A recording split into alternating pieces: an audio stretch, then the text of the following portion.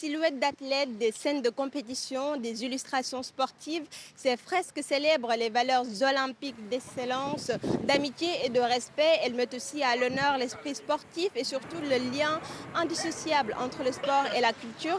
Ici à Colobane, où je me trouve actuellement, comme le long de plusieurs gares du TER, ces murs deviennent de véritables espaces d'expression artistique avec l'ambition de faire entrer les jeux dans le quotidien des Dakarois. Pour les artistes engagés dans ce projet, c'est un honneur de participer à ces jeux à leur façon. C'est plus de fierté et aussi c'est une expérience énorme.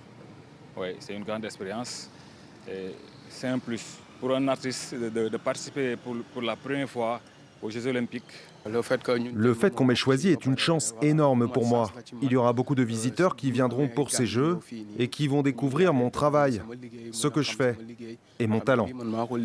J'ai utilisé cette fresque en prenant une image de la femme africaine.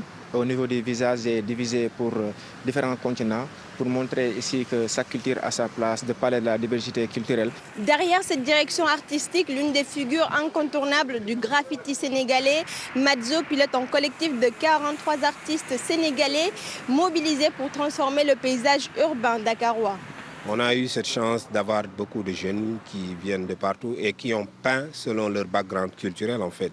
Donc l'inspiration culturelle autour de l'idéal sportif des JOJ, voilà, ça a été une invitation à la culture et au sport qui se reflète très bien sur les fresques en fait. Au total, 6 sites accueillent ces fresques répartis entre les abords des futurs sites de compétition et plusieurs quartiers de Dakar et sa banlieue.